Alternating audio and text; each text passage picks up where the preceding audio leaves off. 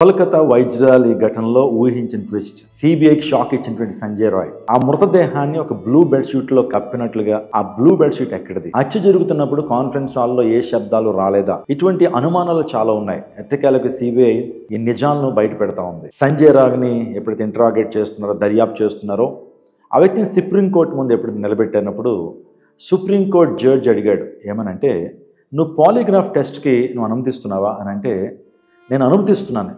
ఒకవేళ పాలిగ్రాఫ్ టెస్ట్లో అయినా సరే నిజాలు బయట పెడితే నేను ఈ యొక్క కేసు నుంచి బయటపడతాననేటువంటి నమ్మకం నాకు ఉంది అని అన్నాడట. అంత మాత్రమే కాదు, ఆ పాలిగ్రాఫ్ టెస్ట్లో అతను చెప్పింది ఏంటంటే, నన్ను కావాలని ఇరికించారు, నేను నిమిత్త మాత్రమే, నేను ఈ హత్య చేయలేదు అని ఆ వ్యక్తి ఏడుస్తూ భావోద్వేగంతో చెప్పాడు. మరి ముందేం చెప్పాడు? పోలీసు వారు ఎప్పుడైతే ఆగస్టు 9వ తారీఖున అతను పట్టుకున్నప్పుడు, నేనే ఈ యొక్క అత్యాచారం చేశాను, కావాలంటే నన్ను ఉరేసేసుకోండి అన్నటువంటి ఆ వ్యక్తి ఎప్పుడైతే సుప్రీంకోర్టు దగ్గరికి వచ్చాడో, సిబిఐ ఇంట్రాగేషన్లో ఆ వ్యక్తి చెప్పింది ఏంటంటే, నేను ఈ నేరం చేయలేదు, నాకు ఈ నేరానికి ఏ సంబంధం లేదు, కావాలని ఇరికించారు, ఈ నేరంలో చాలామంది నాతో పాటు ఉన్నారు అని ఆ వ్యక్తి నిజాలు చెప్పేటప్పటికీ ప్రపంచం, ఈరోజు భారతదేశం అంతా కూడా ఉలికిపడిందండి.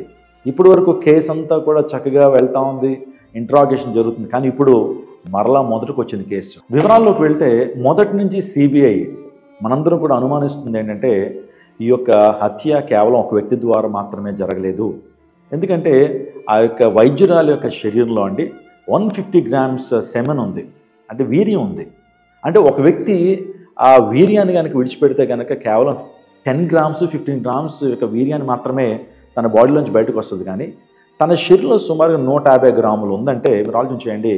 ఈ యొక్క రేప్ అనేటువంటిది గ్యాంగ్ రేప్గా, సామూహిక అత్యాచారంగా మొదటి నుంచి చెప్పుకుంటూ వస్తున్నాం. సంజయ్ రాయ్ చెప్పింది ఏంటంటే, ఒకరికంటే ఎక్కువగా ఈ కేసులో ఇన్వాల్వ్ అయి ఉన్నారు అని అతడు వాంగ్మూలం ఇవ్వటం మొదలుపెట్టాడండి. ఈ ఘటనలో 7గురు పాల్గొన్నట్లుగా స్పష్టమవుతుందని చెప్పాడు. బాధితురాలను ఏం చేశారంటే, ఇందులో 7గురిలో 2 కాళ్ళను అదిమి పట్టి కాళ్ళను విరిచేశారండి.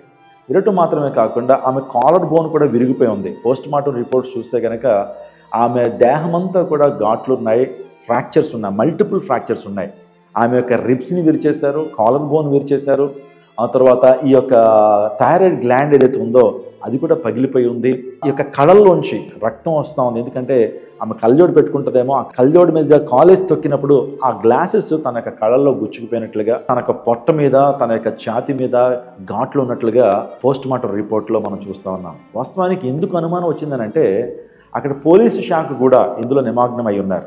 ఆ పోలీసు శాఖ కూడా సరైనటువంటి రిపోర్ట్స్ ఇవ్వలేదు. సిబిఐ అదే అనుమానం పడుతూ వచ్చింది.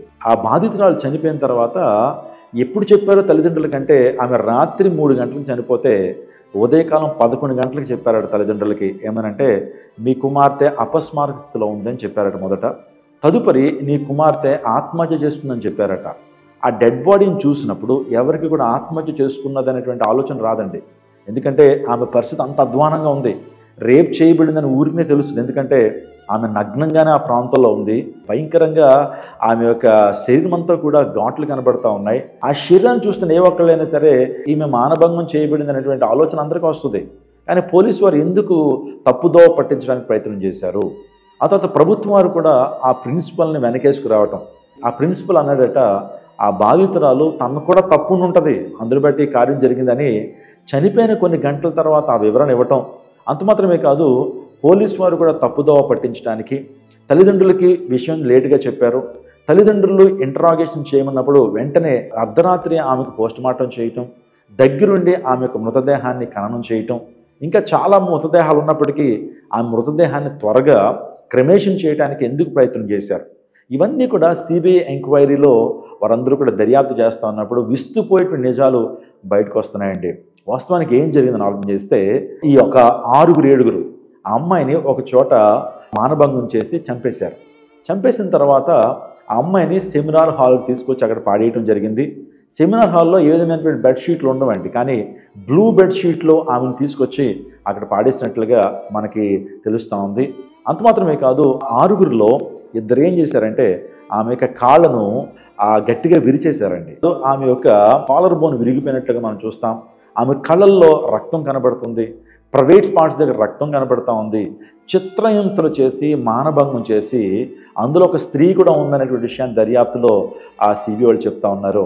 వాళ్ళంతా కూడా అత్యాచారం చేసి ఆమెను చంపి ఆ సెమినార్ హాల్లో విడిచిపెట్టి కిందకు వచ్చేసారట. కిందకు వచ్చినప్పుడు ఈ సంజయ్ రాయ్ డి గ్రూప్ పీపుల్తో, అంటే హాస్పిటల్లో పనిచేసేటువంటి ఆ యొక్క స్కావెంజర్స్ కావచ్చు, లేకపోతే ఆ డెడ్ బాడీస్ని కట్ చేసేటువంటి వాళ్ళు, ఇటువంటి వారు డి గ్రూప్ స్టాఫ్తో అతడు మందు తాగుతున్నాడట. అంత మాత్రమే కాదు, ఆ వ్యక్తి భయంకరమైన గంజాయి తాగున్నాడు. గంజాయి తాగినటువంటి వారికి రేషనాలిటీ తెలియదండి. గంజాయి తాగినటువంటి వారికి విచక్షణ ఉండదు. ఆ టైంలో 6 డాక్టర్లు కిందకు వచ్చి, ఎవరైతే హత్య చేశారో వాళ్ళు కిందకు వచ్చి, మీకోసం ఒక అందమైన అమ్మాయి సెమినార్ హాల్లో ఉంది, ఎంజాయ్ చేయన్నారట. వెంటనే ఆ ప్రాంతానికి వెళ్ళాడు. ఆ యొక్క చనిపోయిన మృతదేహంతో ఆ వ్యక్తి అత్యాచారం జరిపాడు. ఈ విషయాలన్నీ కూడా బయటకు వస్తున్నాయి. 7గురిపై పాలిగ్రాఫ్ పరీక్ష ప్రారంభమైంది. తలుపులు లేని కాన్ఫరెన్స్ హాల్లో అత్యాచారం జరుగుతున్నప్పుడు ఏమంటే అరుపులు ఎవరికి వినపడవా? ఆ సెమినార్ హాల్లో ఇలా పిన్ కిందకి వేస్తేనే శబ్దం వస్తుంది, కానీ ఆ శబ్దాలు రాలేదా? అంత ఘోరంగా ఆమెను హింసిస్తున్నప్పుడు, అంత బ్రూటల్గా ఆమెను హత్య చేస్తున్నప్పుడు, ఆమె యొక్క కాళ్ళు విరిచేస్తున్నప్పుడు, కాలర్ బోన్ విరిచేస్తున్నప్పుడు, భయంకరమైనతో దాడి చేస్తున్నప్పుడు అరుపులు వినబడలేదా? అటువంటి ఆలోచన చేయండి. ఒక ప్రత్యేకమైనటువంటి ఆడియో సంభాషణ మధు కేస్కర్ అనేటువంటి ఒక జర్నలిస్ట్ చెప్పడం జరిగింది. అది మీ ముందు పెడతాను. అందులో ఏముందంటే, ఆ సంభాషణలో ఆమె తెలుసుకున్న విషయాలు ఏంటంటే, ఈ యొక్క బాధితురాలు చాలా తెలివైందండి, చాలా క్లెవర్. వాస్తవానికి అన్యాయాన్ని, అక్రమాన్ని ఏనాడు కూడా సహించేటువంటిది కాదు. వాస్తవానికి పీజీ చదువుతున్నటువంటి వ్యక్తులకి థీసిస్ సబ్మిట్ చేయాలి, ప్రిన్సిపల్ సంతకం పెట్టాలి. ఆ ప్రొఫెసర్స్ అందరూ సంతకం పెడితేనే కానీ ఆమెకు ఆ పోస్ట్ గ్రాడ్యుయేషన్ డిగ్రీ రాదు. ఈమె నిజాయితీతో ఉండేది. ఈమెను ప్రెజర్ పెట్టడం మొదలుపెట్టారండి. ఈమెను ఎంతగానో బాధించడం మొదలుపెట్టారు. ఒకనాడు ప్రిన్సిపల్ దగ్గరికి వెళ్ళి అన్నదట, ఒకవేళ మీరు నాకు సహాయం చేయకపోతే, నేను ఇలాగే ఇబ్బంది పెడుతున్నట్లయితే మీరు హాస్పిటల్లో జరిగించేటువంటి అక్రమాలన్నీ కూడా బయటపెడతాను, మీ యొక్క మెడికల్ స్కామ్ బయట పెడతాను, మీ ఆర్గాన్ స్కామ్ బయట పెడతాను, మీ యొక్క డ్రగ్స్ మాఫియా బయట పెడతానని ఆమె ధైర్యంగా చెప్పిందట. ఆ రోజు నుంచి ప్రిన్సిపల్ కక్ష పెట్టుకున్నాడు. ప్రిన్సిపల్ మాత్రమే కాదు, ఆ కాలేజీలో స్టాఫ్, తోటి ట్రైనీ డాక్టర్స్ కూడా ఈమె మీద కక్ష పెట్టుకున్నారు. ఈమెను ఎలాగన్నా అంతమొందించాలని ప్రయత్నం చేస్తారు. అందుని బట్టి ఎక్కువ ఎక్స్ట్రా డ్యూటీలు వేయటం, ఈమెను ఇబ్బంది పెట్టడం చేస్తూ ఉన్నారు. ఎందుకంటే ఆమె మా వైపు తిరుగుతున్న ఉద్దేశంతో ట్రబుల్ ఇచ్చారు, కానీ ఆమె చాలా స్టబర్న్గా ఉంది, ఆమె చాలా నిబ్రంగా ఉంది. వాటినన్నీ కూడా ఎదురిస్తూ వచ్చింది. ఎట్టకేలకు అనుకున్నారు, సో మన పప్పులు ఈమె దగ్గర ఉడకట్లేదు కాబట్టి ఈమెను ఎలాగన్నా చంపేయాలనే ఉద్దేశంతో పథకం ప్రకారం సుమారుగా 6 నెలల నుంచి ఒక పథకం ప్రకారం ఆమెను చంపడానికి ప్లాన్ చేశారు. 26 గంటలు ఆమె చేత వర్క్ చేయించారు హాస్పిటల్లో. ఆమె చాలా స్ట్రెస్కి గురైంది. ఆ తర్వాత అర్ధరాత్రి 2 గంటలకి కొంతమంది స్టూడెంట్స్తో పాటు సెమినార్ హాల్కి వెళ్ళిందట. అక్కడ ఆమె డిన్నర్ చేసినట్లుగా, భోజనం చేసినట్లుగా చెబుతా ఉన్నారు. మరి అక్కడ ఉన్నటువంటి డాక్టర్స్ ఏమైపోయారు? ఆమె ఆ తర్వాత పడుకుందని చెప్పి చెబుతా ఉన్నారు. కేసును పక్కద్రోవ పట్టించడానికి ప్రయత్నం చేశారు, కానీ పథకం ప్రకారం ఆమెను ఒక ప్రాంతంలో చంపేసి, భయంకరమైన రీతిలో మానభంగం చేసి, సమాజానికి మానభంగం చేయబడిందనేటువంటి ఆనవాలు తన శరీరం మీద పెట్టి, సో ఆ అమ్మాయిని చంపి ఏమీ తెలియని సంజయ్ రాయ్ మీద తోసాలనుకున్నారు ఈ కేసును. కానీ పాపం ఏనాటికన్నా బట్టబయలవుతుంది. సిబిఐ ఇన్వాల్వ్ అయింది, సుప్రీంకోర్టు ఇన్వాల్వ్ అయింది. ఇందులో చాలా చాలా ఆసక్తికరమైన విషయాలు బయటపడతా ఉన్నాయండి. చాలా ప్రాముఖ్యమైన విషయాలు, చాలా విస్తుపోయే విషయాలు బయటపడతా ఉన్నాయి. అంత మాత్రమే కాదు, ఒక కుట్ర, there is a conspiracy behind this death. ఈ మరణం వెనకాల, ఈ హత్య వెనకాల భయంకరమైన కుట్ర దాగబడి ఉన్నది. ఇందులో ప్రధానంగా సూత్రధారిగా ప్రిన్సిపల్ కనబడతా ఉన్నాడు. ఆ ప్రిన్సిపల్ని ప్రభుత్వం వారు ఎంత వెనకేసుకొచ్చారో, పోలీసు వ్యవస్థ ఎంత వెనకేసుకొచ్చిందో గమనిస్తూ ఉన్నప్పుడు ఆశ్చర్యపోతాం. ఆ హత్య జరిగిన తర్వాత ప్రిన్సిపల్ ఒక మాట అన్నాడట, ఆమెలో కూడా ఏదో తప్పు ఉంటుంది, అందులో బట్టే ఆమె ఇటువంటి పరిస్థితుల్లో ఉందని అన్నాడట. అంత మాత్రమే కాదు, అప్పుడు వెంటనే ఆ యొక్క ప్రిన్సిపల్ని వేరే హాస్పిటల్కి బదిలీ చేయటం. అటువంటి హత్య జరిగితే ఖచ్చితంగా సస్పెండ్ చేశారు కొన్ని రోజులు, కానీ ఆ ప్రిన్సిపల్ని వేరే హాస్పిటల్కి బదిలీ చేయటం, ట్రాన్స్ఫర్ చేయటం. ఆ తర్వాత పోలీసు వారు కూడా ఈ యొక్క కేసుని ఎలాగన్నా సరే పక్కద్రోవ పట్టించాలని, వీరి వెనకాల చాలా ప్రెషర్ ఉంది, పొలిటికల్ ప్రెషర్ ఉంది. అందుని బట్టి కేసును పక్కదోవ పట్టించడానికి ప్రయత్నం చేశారు. ఎలాగో చెప్తాను చూడండి. హత్య జరిగిన తర్వాత మార్నింగ్ కొంతమంది స్టూడెంట్ వెళ్ళి చూశారు. చూసిన తర్వాత అలాంటి పరిస్థితుల్లో ఉన్నటువంటి వ్యక్తిని పోలీసులు కంప్లైంట్ చేశారు. పోలీసు వారు వచ్చిన తర్వాత మృతదేహాన్ని చూసి ఆ పేరెంట్స్కి 11 గంటలకు కాల్ చేశారటండి. అంటే అర్ధరాత్రి 3-4 గంటలకు హత్య జరిగితే వారికి ఉదయం 6 గంటలకు తెలిస్తే పేరెంట్స్ కాల్ చేసి ఒక మాట అన్నారట, మీ యొక్క అమ్మాయి అపస్మారక స్థితిలో ఉంది, మీ అమ్మాయి ఆత్మహత్య చేసుకుందని అన్నారట. ఆలోచన చేయండి, తల్లిదండ్రులు అదే ఎక్స్ప్రెస్ చేస్తున్నారు. ఇంత బ్రూటల్ మర్డర్ జరిగితే, ఇంత బ్రూటల్ రేప్ జరిగితే ఎలా చెప్తారు ఆత్మహత్య అని చెప్పి హాస్పిటల్కి వచ్చారట డెడ్ బాడీని చేరడానికి. వస్తేనట 3 గంటల వరకు వాళ్ళని అలాగే ఉంచారు, చూపించనివ్వలేదు. వెంటనే అర్ధరాత్రి, ఆ రోజు అర్ధరాత్రే పోస్ట్ మార్టం చేశారు.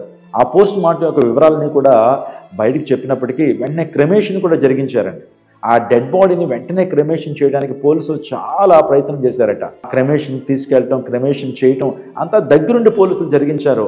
ఎందుకంటే ఏదన్నా ఆధారాలు బయటకు వచ్చేస్తాయనేటువంటి ఆలోచనతో ఆ కేసును పక్కతో పట్టించడానికి ఎంతగానో ప్రయత్నం చేశారు. ఈ యొక్క సంజయ్ రాయ్ చెప్తున్నాడు, అతని వాంగ్మూలం ఏంటంటే ఈ యొక్క ప్రత్యేకమైన కేసులో ప్రభుత్వం యొక్క హస్తం ఉంది, ఆ తర్వాత ప్రిన్సిపల్ యొక్క హస్తం ఉంది, తోటి విద్యార్థుల యొక్క హస్తం ఉంది, పోలీస్ వ్యవస్థ కూడా దీన్ని కప్పడానికి ప్రయత్నం చేస్తారనే విషయాలు సిబిఐ చెప్తా ఉంది. ఇంత బ్రూటల్ మర్డర్ నాకు అనిపిస్తూ ఉంది. ఇటువంటి హత్యలు జరుగుతున్నప్పుడు, ఇటువంటి భయంకరమైన సంఘటనలు జరుగుతున్నప్పుడు ఇప్పుడు కనుక న్యాయం జరగకపోతే, అసలైన దోషులు బయటకు రాకపోతే భారతదేశంలో ఇది పునరావృతం అవుతానే ఉంటుందండి. 2014 సంవత్సరంలో నిర్భయ కేసు వచ్చింది. అయినా సరే ఎన్నో చట్టాలు చేయబడ్డాయి. ఆగేయా ఆత్మహత్యలు, ఆగేయా మానభంగాలు, ఆగేయా హత్యలు, స్త్రీల మీద దాడులు జరుగుతూనే ఉన్నాయి. ఇంకో విస్తుపోయేటువంటి వాస్తవం ఏంటంటే ఈ కేసు భారతదేశంలో జరుగుతూ ఉంది, వైరల్ అవుతూ ఉంది. ప్రతి న్యూస్ ఛానల్లో, వార్తాపత్రికల్లో ఈ కేసు గురించి చెప్తానే ఉన్నారు. ఇలా ఉంటున్నప్పటికీ కూడా మన భారతదేశంలో 10 మంది అమ్మాయిలను రేప్ చేసి చంపినటువంటి ఘటనలు భారతదేశంలో జరుగుతూ ఉన్నాయి. నేను కోరేది ఒకటే, ఇటువంటి పరిస్థితుల్లో ప్రభుత్వం వారు జోక్యం చేసుకోకపోతే, ప్రధాని జోక్యం చేసుకోకపోతే, సుప్రీంకోర్టు సీరియస్గా తీసుకోకపోతే మరలా పునరావృతం అవుతాయి. ఈ కేసు వెనకాల చాలా భయంకరమైన విస్తుపోయే నిజాలు బయటకు వస్తున్నాయండి. వాస్తవానికి హాస్పిటల్లో ప్రిన్సిపల్గా ఉన్న సందీప్ ఘోష్ హాస్పిటల్లో భయంకరమైనటువంటి మాఫియాలు రన్ చేస్తున్నాడు. డ్రగ్ మాఫియా జరుగుతూ ఉంది. ఆర్గాన్స్ అమ్మేసుకుంటా ఉన్నాడు. పూర్ పేషెంట్స్ వచ్చినప్పుడు వారి దగ్గర నుంచి కిడ్నీలు తీసి అమ్మేసుకోవడం, ఇలాంటి చాలా భయంకరమైనటువంటి సంఘటనలు హాస్పిటల్లో జరుగుతున్నాయి. ఈ అమ్మాయి ఎప్పుడైతే వాటిని బయట పెడతానని ప్రిన్సిపల్ చెప్పిందో ఆ రోజు నుంచి పథకం ప్రకారం ఈ అమ్మాయిని చంపేయాలని మిగతా వారితో చేతులు కలిపి ఆ ప్రిన్సిపల్, ఆ తర్వాత కొంతమంది విద్యార్థులు వీరందరూ కలిసి అమ్మాయిని అత్యంత కిరాతకంగా, అత్యంత భయంకరమైన రీతిలో మానభంగం చేసి చంపేశారండి. ఆలోచన చేయండి. పాపం నిన్ను పట్టుకుంటుంది. ఖచ్చితంగా పాపం చేసినటువంటి వాడు ఖచ్చితంగా దొరుకుతాడు. ఈ పాలిగ్రాఫ్ టెస్ట్ ద్వారా అనేక విషయాలు బయటపడుతున్నాయి. ఇంకా మిగతా 6 మీద పాలిగ్రాఫ్ టెస్ట్ జరుగుతూ ఉంది. అనేక విస్తుపోయిన నిజాలు బయటకు రాబోతున్నాయి. ఈ సిబిఐ చాలా సీరియస్గా తీసుకున్నారు, సుప్రీంకోర్టు కూడా చాలా సీరియస్గా తీసుకున్నారు ఈ కేసుని.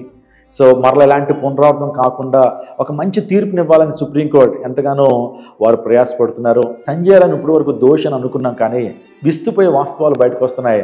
సంజయ్ రాయ్ చెప్తున్నాడు, నేను ఈ హత్య చేయలేదు, నేను ఈ హత్యకి ఈ హత్యకి ఏ సంబంధం లేదు, కావాలని ఇరికించాలని వెర్షన్ ఎప్పుడైతే మార్చబడేటప్పటికీ నిజంగా భారతదేశంలో ఈ కేసు గురించినటువంటి విషయాలు ఆలోచిస్తున్నటువంటి వారికి షాకింగ్ లాగా అనిపిస్తూ ఉంది.